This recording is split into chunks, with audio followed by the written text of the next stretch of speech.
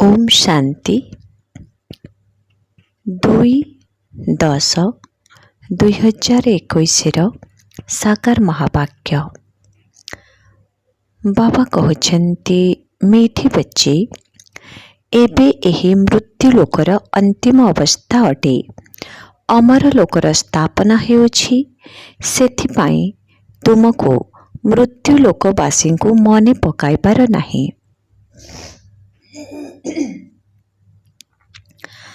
बाबा कहते मीठी बच्चे एबे एही मृत्यु लोकर अंतिम अवस्था अटे। अमर लोकर स्थापना हेउछि, सेथिपाई तुमको मृत्यु लोकवासी को मने पकाइबार नाही। आजिर प्रश्न, बाबा निजर गरीब पिलामानंकु केउ कथा मने पकाई देउछन्ति? बाबा निजर गरीब पिलामानंकु केउ कथा मने पकाई देउछन्ति? उत्तर, पिलामाने जेतेबेले तुमे माने निर्विकारी अर्थात पवित्र थिल सेतेबेले बहुत सुखी थिल। तुम भली धनवान आउ केही नथिले। तुमे माने अपार सुखी थिल। पृथ्वी आकाश सबु किछि तुम हातरे थिला। एबे बाबा तुम मानंको पुनर्बार सेही भली धनवान साहुकार करबा पाई आसिछन्ति। गीत अछि, नयनहीन को राह दिखाओ प्रभु, पग पग ठोकर खाओ में। ओम शांति। मीठा मीठा रूहानी पिला माने आत्मा माने गीत शुणिले। किए कहउछन्ति? आत्मा मानंकर रूहानी पिता। रूहानी बाबांको रूहानी पिला माने कहउछन्ति बाबा। तांको भी ईश्वर कुहा जाउछि, पिता भी कुहा जाउछि। केउ पिता? परम पिता। दुई जण पिता रहिछन्ति, जणे लौकिक अन्य जणे पारलौकिक। लौकिक पितांकर संतान पारलौकिक पितांको डाकुछन्ति हे बाबा। बाबांकर नाम शिव। सेही शिव निराकारींकर पूजा हेउछि, तांको परम पिता कुहा जाउछि। लौकिक पितांको सुप्रीम बा परम कुहा जाय नाही। उच्चर उच्च समस्त आत्मा मानंकर पिता जणे ही अटंती। सबु जीव आत्मा माने सेही बाबांको याद करुछन्ति। आत्मा माने एही कथा भूली जाइछन्ति जे आमर पिता किए। डाकुछन्ति हे ईश्वर पिता, नेत्रहीन को नेत्र दिय, तेबे आमे निजर पितांको चिन्हि पारिबो। भक्ति मार्गरे आमे अंध होई धक्का खाउछु। एबे एही धक्का खाइबारो मुक्त कर। बाबा ही कल्प कल्प आसी भारत को स्वर्ग करुछन्ति। एबे कलिजुग अटे, पुणी सत्यजुग आसिब। कलिजुग एवं सत्यजुगर मध्य भाग को संगम कुहा जाउछि। एहा हेउछि पुरुषोत्तम संगम जुग। बेहद्र बाबा आसी जेउ माने भ्रष्टाचारी होई जाइछन्ति, सेमानंकु श्रेष्ठाचारी पुरुषोत्तम करुछन्ति। लक्ष्मी नारायण पुरुषोत्तम थिले। लक्ष्मी नारायणंकर राजवंशर राज्य थिला। बाबा आसी एही स्मृति देउछन्ति, तुमे भारतवासी आजि ठारू 5000 वर्ष पूर्वरु स्वर्गवासी थिल, एबे नर्कवासी होई जाइछ। आजि ठारू 5000 वर्ष पूर्वरु भारत स्वर्ग थिला। भारतर बहुत महिमा थिला। सुना हीरार महल थिला। एबे किछि नाही। सेही समय रे आउ कौनसी धर्म नथिला, केवल सूर्यवंशी माने थिले। चंद्रवंशी पछरे आसुछन्ति। बाबा बुझाउछन्ति तुमी माने ही सूर्यवंशी थिल। एबे पर्यंत मध्य लक्ष्मी नारायणंकर मंदिर ତିଆରି କରୁଛନ୍ତି। କିନ୍ତୁ ଲକ୍ଷ୍ମୀ ନାରାୟଣଙ୍କର ରାଜ୍ୟ କେବେ ଥିଲା? ସେମାନେ କିପରି ରାଜ୍ୟ ପାଇଥିଲେ? ଏକଥା କେହି ଜାଣିନାହାନ୍ତି। ପୂଜା କରୁଛନ୍ତି କିନ୍ତୁ ଜାଣିନାହାନ୍ତି। ତେବେ ଏହା ଅନ୍ଧଶ୍ରଦ୍ଧା ହେଲା ନା? ସେମାନେ ଶିବଙ୍କର, ଲକ୍ଷ୍ମୀ ନାରାୟଣଙ୍କର ପୂଜା କରୁଛନ୍ତି କିନ୍ତୁ ଏହାଙ୍କର ଜୀବନ କାହାଣୀ କେହି ଜାଣିନାହାନ୍ତି। ଭାରତବାସୀ ନିଜେ କହୁଛନ୍ତି ଯେ ଆମେ ପତିତ ଅଟୁ। ହେ ପତିତ ପାବନ ବାବା ଆସ, ଆସି ଆମକୁ ଦୁଃଖରୁ, ରାବଣ ରାଜ୍ୟରୁ ମୁକ୍ତ କର। ବାବା ଆସି ସମସ୍ତଙ୍କୁ ମୁକ୍ତ କରୁଛନ୍ତି।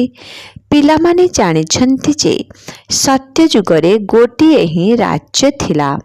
କଂଗ୍ରେସୀ ଲୋକମାନେ ଅଥବା ଗାନ୍ଧିଜୀ ମଧ୍ୟ ଏହି କଥା କହୁଥିଲେ ଯେ ଆମର ପୁଣି ଥରେ ରାମରାଜ୍ୟ ଦରକାର। ଆମେ ସ୍ୱର୍ଗବାସୀ ହେବାକୁ ଚାହୁଁଛୁ। ଏବେ ନର୍କବାସୀମାନଙ୍କର ଅବସ୍ଥା କ'ଣ ହୋଇଛି ଦେଖୁଛ? ଏହାକୁ କୁହାଯାଉଛି ନର୍କ, ବିକାରୀ ଦୁନିଆ। ଏହି ଭାରତ ଦୈବୀ ଦୁନିଆ ଥିଲା, ଏବେ ବିକାରୀ ଦୁନିଆ ହୋଇଗଲାଣି। ବାବା ବୁଝାଉଛନ୍ତି ତୁମେ 84 ଜନ୍ମ ନେଇଛ, ନୁହେଁ କି 84 ଲକ୍ଷ ଜନ୍ମ। ଏସବୁ ତ ଶାସ୍ତ୍ରମାନଙ୍କରେ ମିଥ୍ୟା କଥା ଲେଖିଦେଇଛନ୍ତି। ଆଜିଠାରୁ 5000 ବର୍ଷ ପୂର୍ବରୁ ସଦ୍ଗତି ମାର୍ଗ ଥିଲା। ସେଠାରେ ନା ଭକ୍ତି ନା ଦୁଃଖର ଚିହ୍ନ ଥିଲା। ତାକୁ ସୁଖଧାମ କୁହାଯାଉଥିଲା। ବାବା ବୁଝାଉଛନ୍ତି ତୁମେମାନେ ଅସଲରେ ଶାନ୍ତିଧାମ ନିବାସୀ ଅଟ। ତୁମେ ଏଠାକୁ ଅଭିନୟ କରିବାକୁ ଆସିଛ।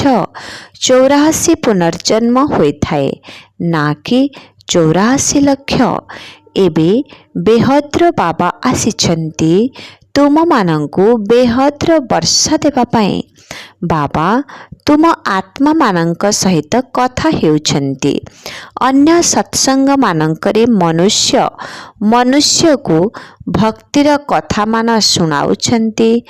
ଅଧାକଳ୍ପ ଯେବେ ଭାରତ ସ୍ୱର୍ଗ ଥିଲା ତେବେ ଜଣେ ମଧ୍ୟ ପତିତ ନଥିଲେ। ଏବେ ଜଣେ ବି ପବିତ୍ର ନାହାନ୍ତି। ଏହା ହେଉଛି ପତିତ ଦୁନିଆ। ବାବା ବୁଝାଉଛନ୍ତି ଗୀତାରେ କୃଷ୍ଣ ଭଗବାନ ବାଚ ଲେଖିଦେଇଛନ୍ତି। କୃଷ୍ଣ ଭଗବାନ ନୁହେଁ, ନା ସିଏ ଗୀତା ଶୁଣାଇଥିଲେ। ଏହି ଲୋକମାନେ ନିଜର ଧର୍ମଶାସ୍ତ୍ରକୁ ମଧ୍ୟ ଜାଣିନାହାନ୍ତି। ସେମାନେ ନିଜର ଧର୍ମକୁ ହିଁ ଭୁଲି ଯାଇଛନ୍ତି। ମୁଖ୍ୟ ରୂପେ 4ଟି ଧର୍ମ ରହିଛି। ପ୍ରଥମେ ଆଦି ସନାତନ ଦେବୀ ଦେବତା ଧର୍ମ ସୂର୍ଯ୍ୟବଂଶୀ, ପରେ ଚନ୍ଦ୍ରବଂଶୀ। ଉଭୟକୁ ମିଶାଇ କହୁଛନ୍ତି ଦେବୀ ଦେବତା ଧର୍ମ। ସେଠାରେ ଦୁଃଖର ନାମ ନଥିଲା।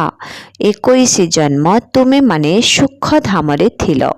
ପୁଣି ରାବଣ ରାଜ୍ୟ, ଭକ୍ତି ମାର୍ଗ ଆରମ୍ଭ ହେଉଛି। ଶିବ ବାବା କେବେ ଆସୁଛନ୍ତି? ଯେବେ ରାତି ହୋଇଥାଏ, ଯେତେବେଳେ ଭାରତବାସୀ ଘୋର ଅନ୍ଧକାରରେ ଆସିଯାଉଛନ୍ତି, ତେବେ ଯାଇ ବାବା ଆସୁଛନ୍ତି। କଣ୍ଢେଇମାନଙ୍କର ପୂଜା କରୁଛନ୍ତି। ଜଣକର ହେଲେ ବି ଜୀବନ କାହାଣୀକୁ ଜାଣିନାହାନ୍ତି। ଭକ୍ତି ମାର୍ଗରେ ଅନେକ ବୃଥା ପରିଶ୍ରମ କରୁଛନ୍ତି। ତୀର୍ଥଯାତ୍ରାରେ ଯାଅ, ପରିକ୍ରମା କର, ଆଦି ଆଦି। ଏଥିରେ କୌଣସି ପ୍ରାପ୍ତି ନାହିଁ। ବାବା କହୁଛନ୍ତି ମୁଁ ଆସି ତୁମମାନଙ୍କୁ ବ୍ରହ୍ମାଙ୍କ ଦ୍ୱାରା ଯଥାର୍ଥ ଜ୍ଞାନ ଶୁଣାଉଛି। ଡାକୁଛନ୍ତି ଯେ ଆମକୁ ସୁଖଧାମ ଏବଂ ଶାନ୍ତିଧାମର ରାସ୍ତା ବତାଅ। ବାବା କହୁଛନ୍ତି ଆଜିଠାରୁ 5000 ବର୍ଷ ପୂର୍ବରୁ ମୁଁ ତୁମମାନଙ୍କୁ ବହୁତ ସାହୁକାର କରିଥିଲି। ତୁମକୁ ଏତେ ଧନ ଦେଇଥିଲି, ପୁଣି ତୁମେ ତାକୁ କେଉଁଠାରେ ହଜାଇଦେଲ? ତୁମେମାନେ କେତେ ସାହୁକାର ଥିଲ? ବର୍ତ୍ତମାନର ଭାରତକୁ ସତ୍ୟଯୁଗୀ ଭାରତ କିଏ କହିବ? ଭାରତ ହିଁ ସବୁଠାରୁ ଉଚ୍ଚରୁ ଉଚ୍ଚ ରାଷ୍ଟ୍ର ଥିଲା। ବାସ୍ତବରେ ଏହା ସମସ୍ତଙ୍କର ତୀର୍ଥସ୍ଥାନ ଅଟେ। କାହିଁକି ନା ଏହା ପତିତ ପାବନ ବାବାଙ୍କର ଜନ୍ମସ୍ଥାନ।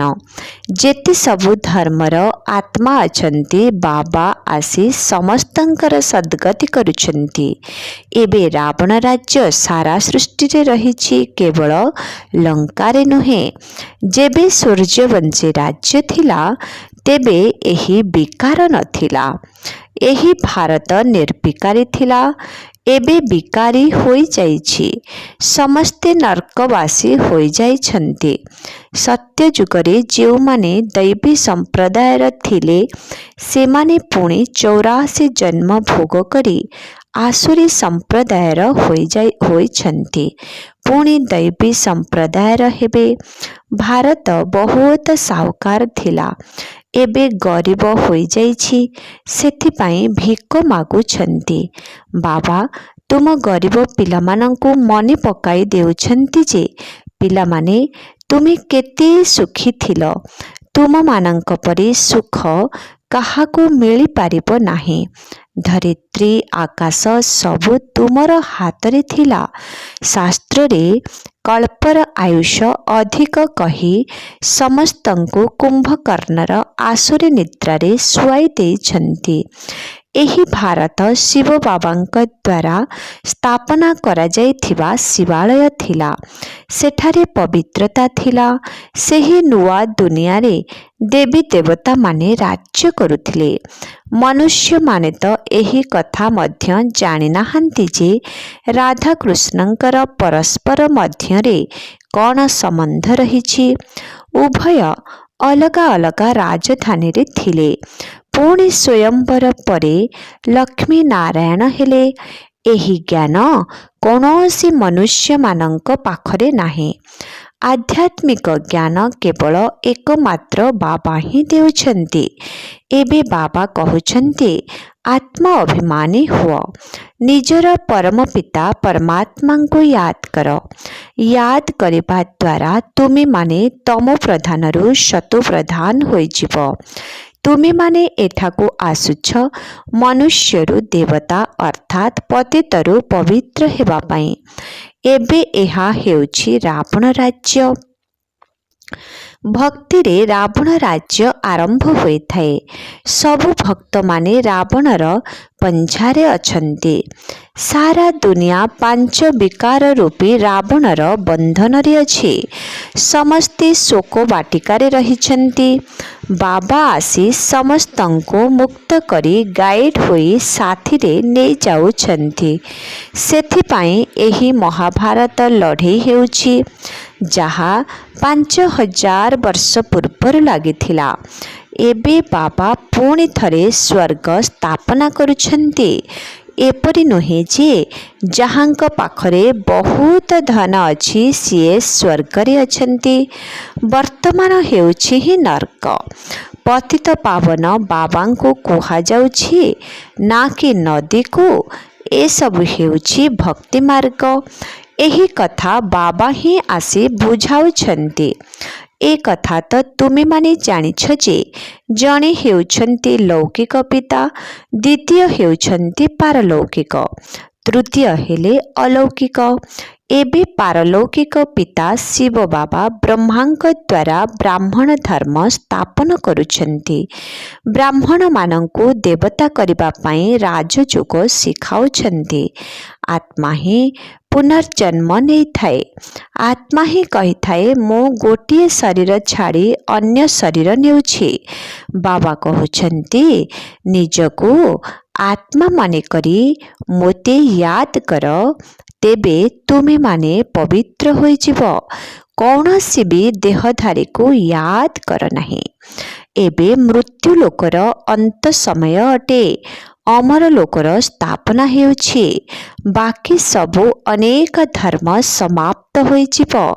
ସତ୍ୟଯୁଗରେ ଏକମାତ୍ର ହିଁ ଦେବୀ ଦେବତା ଧର୍ମ ଥିଲା। ପୁଣି ଚନ୍ଦ୍ରବଂଶୀ ରାମ ସୀତା ତ୍ରେତାରେ ଥିଲେ।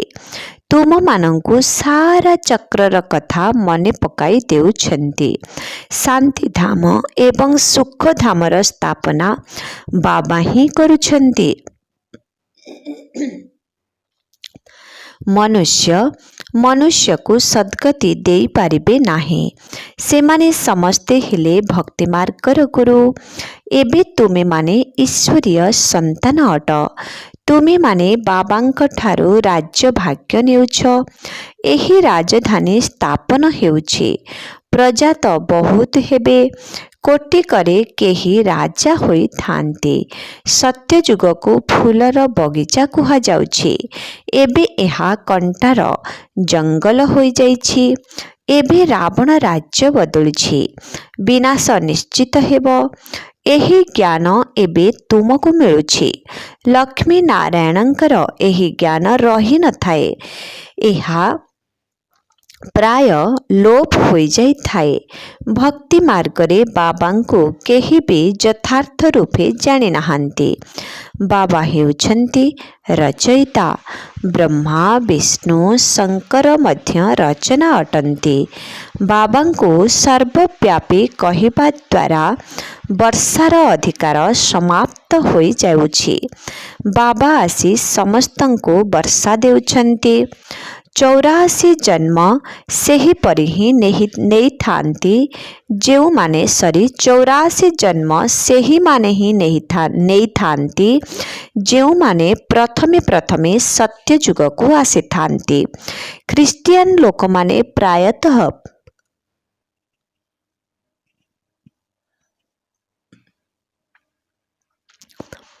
ख्रिस्टियन लोक माने प्रायतः 40 जन्म नेउथिबे। एकमात्र भगवान को खोजिबा पाई केते धक्का खाउछंती। एबे तुमे माने आउ धक्का खाइब नाही। तुमे माने एकमात्र बाबा को याद कर, तेबे तम प्रधानरु शतो प्रधान होई जिवो। एहा हेउछि यात्रा। एहा ईश्वर पितांकर विश्वविद्यालय अटे। तुमर आत्मा एठारे पाठ पढ़ुछि। साधु संत माने कहि देउछंती आत्मा निर्लिप्त अटे, किंतु आत्मा ही कर्म अनुसारे अन्य जन्म नहीं थाए। आत्मा ही भल अथवा मंद कर्म करिथाए। एही समय रे तुम मानंकर कर्म विकर्म हेउछि। सत्य जुगरे तुमर कर्म अकर्म होई थाए। सेठारे विकर्म होई न थाए। ताहा हेउछि पुण्य आत्मा मानंकर दुनिया। अच्छा, मीठे मीठे शिखिलधि संतान मानंक प्रति मात पिता बाप दादांकर मधुर स्नेह भरा स्मृति एवं सुप्रभात। आत्मिक पितांकर आत्मिक संतान मानंकु नमस्ते। आत्मिक संतान मानंकर आत्मिक पितांकु ओम शांति नमस्ते। धारणा पाई मुख्य सार 1 नंबर, एकमात्र बाबांक ठारू बेहद्र संपत्ति नेबार अछि। श्रेष्ठ कर्म ही करिबार अछि। जेबे कि बाबा मिली जाइछंती, तेणु आउ कौनसी प्रकारर धक्का खाइबार नाही, अर्थात एणे तेणे खोजिबार नाही। नंबर 2, बाबा जेउ कथा स्मरण कराई देइछंती, सेही कथा को स्मृति रे रखी अपार खुशी रे रहिबार अछि। कौनसी भी देहधारी को मने पकाइबार नाही। आजिर वरदान, निमित पणियार स्मृति द्वारा निजर प्रत्येक संकल्प उपरे ध्यान रखी निवारण स्वरूप हुआ। निमित पणियार स्मृति द्वारा निजर प्रत्येक संकल्प उपरे ध्यान रखी निवारण स्वरूप हुआ। निमित होइथिबा आत्मा मानंक उपरे समस्तंकर दृष्टि रही थाए। सेथिपाई सेमानंको निजर प्रत्येक संकल्प उपरे ध्यान देबाकू पड़िबो। जदि निमित होइथिबा पिलामाने मध्य कौनसी कारण शुणाइबे, तेबे सेमानंको अनुकरण करुथिबा आत्मा माने अनेक कारण शुणाई देबे। जदि निमित आत्मांक भितरे कौनसी दुर्बलता रहिछि, तेबे ताहा लुचि रही पारिबो नाही। सेथिपाई निजर संकल्प, वाणी एवं कर्म उपरे विशेष ध्यान देई निवारण स्वरूप हुओ। आजिर स्लोगन, ज्ञानी आत्मा तांकु कुहाजिबो जहांक भितरे निजर गुण बा विशेषता गुड़िकर मध्य अभिमान नथिबो। ज्ञानी आत्मा तांकु कुहाजिबो जहांक भितरे निजर गुण बा विशेषता गुड़िकर मध्य अभिमान नथिबो। अच्छा, ओम शांति। मातेश्वरी जींकर अमूल्य महावाक्य। 1 नंबर, मनुष्य जीवनर लक्ष्य उद्देश्य कौन? ताहाकु प्राप्त करिबार यथार्थ मार्ग। मनुष्य जीवनर लक्ष्य बा उद्देश्य कौन? ताहाकु प्राप्त करिबार यथार्थ मार्ग। आदर्श जीवन गढ़िबा पाई कौन करिबा उचित? एहा प्रत्येक मनुष्य को भाविबा जरूरी। मनुष्य जीवन काहींकी प्राप्त होईछि, ए जीवन रे कौन करिबा आवश्यक? एभे निजर हृदय को पचार जे मोर जीवन रे कौन परिवर्तन हेउछि। मनुष्य जीवन रे प्रथमे एही ज्ञान आवश्यक जे जीवनर लक्ष्य उद्देश्य कौन। ए कथा तो आमे समस्ते स्वीकार करिबा जे जीवन को सर्वदा सुख शांति आवश्यक। कौन एबे एहा समस्तंको प्राप्त हेउछि? एही घोर कलिजुगरे तो दुख अशांति व्यतीत आउ किछि नाही। एबे भाविबा दरकार सेही सुख शांति मिलिब किपरि। सुख शांति दुईटी शब्द निश्चित रहिछि। एही दुनिया रे केबे थिला तेणु तो मागुछंती। जदि मनुष्य कहे जे मु तो एपरी दुनिया देखि नाही, से दुनिया को तुमे किपरि विश्वास करुछ? तेणु बुझाइबाको हेब जे दिन और राति दुईटी प्रक्रिया, तेणु उभय ही रहिब। दुईटी प्रक्रिया अर्थात उभयर अभिनय रहिब। सेही भली एहा आमे शुणिछु जे एही कलिजुग ठारू उच्च स्थितिर दुनिया थिला जहाकु सत्य युग कुहा जाउथिला।